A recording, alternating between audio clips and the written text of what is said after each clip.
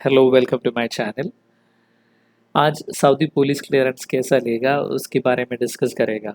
सोचो आप 10 इयर्स पहले सऊदी में काम किया था और अभी ऑस्ट्रेलिया में, यूके में, दूसरा कहीं कोई कंट्री में है और आपको परमानेंट रेजिडेंस के लिए ये सऊदी पुलिस क्लियरेंस का पेपर चाहिए और आप सऊदी में नहीं है तो कैसा आपका सऊदी पुलिस क्लियरेंस आप लेगा, उसके बारे में डिस्कस करेगा।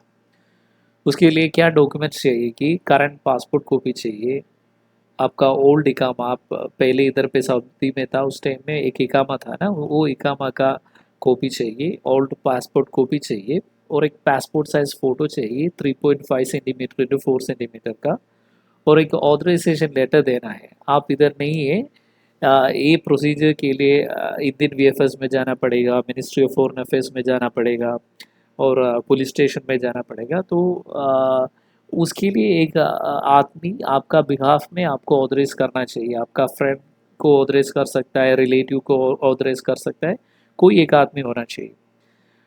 Lastly application for miscellaneous service है, वो आपको इंडियन वीएफएस से एक पेपर मिलेगा, नहीं तो मैं ये वीडियो के नीचे एक लिंक में देगा, आप लोग डाउनलोड कर सकता है। इतना सारा डॉक्यूमेंट्स चाहिए। Okay, application for miscellaneous service कैसा करेगा देखो, ऐसा वाला फॉर्म है। ए फॉर्म में आपको, आप किसको नॉमिनेट कर रहा है, मीन्स लाइक आपका काम किसको दे रहा है सऊदी में, वो ऑथराइज्ड पर्सन को बोलो फ़ोटो सेंड कर कर दे दो और वो फोटो स्टूडियो से फ़ोटो प्रिंट कर कर इधर पे पेश करेगा।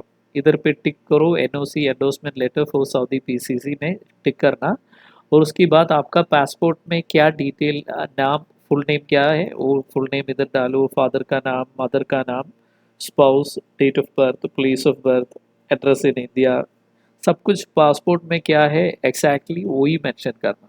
एड्रेस इन केस या आप पहले इधर पे था उस टाइम में क्या नंबर था, और details of the current passport, जो पासपोर्ट आप यूज़ कर रहे हैं वो पासपोर्ट का number, place of issue, date of issue, valid end आपका कहाँ से आप अप्लाई कर रहा है वो प्लेस का नाम लिखो, डेट लिखो, साइन कर कर प्रिंट कर कर इसका एक स्कैन कॉपी आप आपका ऑथराइज करने वाला आदमी को सेंड करना चाहिए। ओके, अभी ऑथराइजेशन लेटर का एक फॉर्मेट भी देगा। ओके, ऐसा एक वर्ड में एक फॉर्मेट बना सकता है ऑथराइजेशन लेटर। आप जब अप्लाई कर रहे हैं वो डेट आप मेंशन करो, फ्रॉम आपका नाम लिखना और आप करंटली कहाँ पे रहता है वो एड्रेस इधर पे लिखना, to embassy of Saudi, sorry embassy of India. मैं कोबार में गया था, आप गूगल करेगा तो आपका नियर बाई, आपका जो पर्सन है उसका नियर बाई इंडियन वीएफएस मिलेगा, वो एड्रेस इधर पे डालना। सब्जेक्ट में authorization letter to obtain my Saudi Arabian PCC, respected sir, I am, आपका नाम लिखो, an Indian citizen and my passport number is, passport का क्या नंबर है वो नंबर लिखो, request to issue PCC, currently I am residing in Australia Melbourne, आप UK में है तो यूके, आप कहाँ पे है वो प्लेस का नाम लिखो, एट द कैप्शन एड्रेस इधर पे आपका एड्रेस दिया था ना इसलिए ऐसा मेंशन किया, आई ऑथराइज, किसको ऑथराइज कर रहा है उसका नाम लिखो, वो इंडियन है तो इंडियन पासपोर्ट होल्डर, उसका पासपोर्ट का नंबर दे दो, and his Saudi Arabian resident visa इकामा नंबर है, उस वो आदमी का इकामा नंबर इधर मेंशन करना, to obtain police clearance PCC in the Kingdom of Saudi Arabia on my behalf. The Saudi Arabian PCC is required by Australian government for my 485 skilled worker visa. तो आपका पर्पस क्या है वो इधर पे एक सेंटेंस आप लिखना, humbly I request concerned department to endorse and issue the required PCC document to the authorized nominee. Okay, yours faithfully, आपका नाम लिखो, डेट लिखो, सिग्ने साइन कर कर प्रिंट कर कर आप स्कैन कॉपी सेंड करना। ओके, तो आप क्या क्या सेंड करना है, आपका पासपोर्ट कॉपी सेंड करना पड़ेगा, ओल्ड इकामा सेंड करना, old passport copy, passport size photo send कर कर वो सऊदी में जो काम कर रहा है उसको प्रिंट करने के लिए बोलना, ऑथराइजेशन लेटर सेंड करना, सेंड कर कर एप्लीकेशन फॉर मिसलेनियस वो भी सेंड कर कर सेंड करना है। 4 स्टेप्स है इसमें। पहले स्टेप क्या है कि इतना सारा डॉक्यूमेंट्स लेकर इंडियन वीएफएस में जाना है, उधर पे सबमिट करेगा तो आपको एक फ़ी पे करना पड़ेगा, 92 सऊदी रियाल का फ़ी पे करना पड़ेगा। उसके साथ कोरियर का नोटिफिकेशन का 162 रियाल टोटल देना पड़ेगा, मैंने इतना दिया था। एक्चुअली 92 रियाल है उसका फीस, बट बाकी कोरियर्स बाकी सब कुछ मिलकर 162 रियाल देना पड़ेगा। आप वो रिसिप्ट ले लो। जो जब रिसिप्ट लेने के टाइम में मेक श्योर करो जो गया है उसकी मोबाइल नंबर सब कुछ ठीक होना चाहिए, क्योंकि उसको ही नोटिफिकेशन आएगा। कुरियर आएगा तो भी उसको ले उसका एड्रेस में आएगा। कितना टाइम चाहिए इस ए प्रोसीजर के लिए? 10 to 15 डेज चाहिए। अब ओके, अभी इंडियन वीएफएस से हम ए पे कर रहे हैं, अब हमको क्या मिलेगा? A92 A162 रियल पे करने के टाइम में हमको एक नो ऑब्जेक्शन लेटर मिलेगा, इंडियन एम्बेसी से एक नो ऑब्जेक्शन लेटर मिलेगा। ओके, अभी सेकंड स्टेप क्या है कि ए नो ऑब्जेक्शन लेटर लेकर आपको मिनिस्ट्री ऑफ फॉरेन अफेयर्स में जाना पड़ेगा। मिनिस्ट्री ऑफ फॉरेन अफेयर्स में जाने के लिए आपको अपॉइंटमेंट लेना पड़ेगा। वो अपॉइंटमेंट के लिए आप इधर पे आओ, ratification.mofa.government.sa इधर पे आकर आप ए साइट में आओ। ये नोट सऊदी क्लिक करना, फर्स्ट नेम आपका देना, second name, third name fourth name कुछ नहीं है तो नील नील डालना। जो आदमी आपके लिए जा रहा है उसका इकामा नंबर, मोबाइल नंबर देना, जीमेल वाट और ईमेल वो देना। और क्या करना है कि नफ़ात ओपन करना पड़ेगा इससे पहले। तो नफ़ात सब वो तो सऊदी में जो आदमी है उसको पता होगा।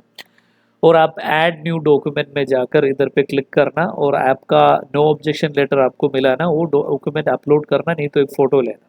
एक डॉक्यूमेंट के लिए 30 रियाल देना पड़ेगा आपको। अभी दो पुलिस क्लियरेंस कुछ देना है तो दोनों को ऐड न्यू डॉक्यूमेंट डालकर उसका फ़ोटो अपलोड करना, नहीं तो फ़ोटो कर कर।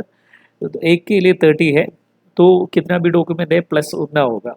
ये सबमिट करने के टाइम में आपको एक नंबर मिलेगा, वो नंबर लिखने के बाद अंदर जाना मिनिस्ट्री ऑफ फॉरेन अफेयर्स में आपका नो ऑब्जेक्शन लेटर ओरिजिनल लेकर जाना अंदर।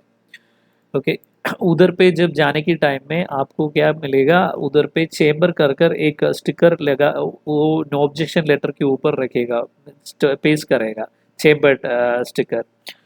ओके, उसके लिए 30 रियाल आपको पे करना पड़ेगा। आप ऑलरेडी अपॉइंटमेंट लेने की टाइम में ही ऑनलाइन आप पे कर कर अंदर जाना। ओके, तो आपका सेकंड प्रोसीजर फिनिश हो गया। थर्ड स्टेप क्या है कि वो जो नो ऑब्जेक्शन लेटर चेंबर मिला ना वो लेकर आप एक ऑथराइज ट्रांसलेशन सेंटर में जाकर उसको ट्रांसलेशन करना, ऑथराइज ट्रांसलेशन सेंटर में। उसके बाद आप पुलिस स्टेशन में जाना। पुलिस स्टेशन जाने के लिए आपको अपॉइंटमेंट लेना पड़ेगा। पुलिस स्टेशन में जाएगा तो वो लोग बोलेगा पहले से अपॉइंटमेंट लेकर जाओ, आप शहर में जाएगा उधर से अपॉइंटमेंट ले सकता है, इसी प्रोसीजर है। उसके बाद उधर पे पुलिस स्टेशन में वो नो ऑब्जेक्शन लेटर चेम्बर्ड किया, नो ऑब्जेक्शन लेटर सबमिट करने के टाइम में आपको आपका पुलिस क्लियरेंस का सर्टिफिकेट मिलेगा।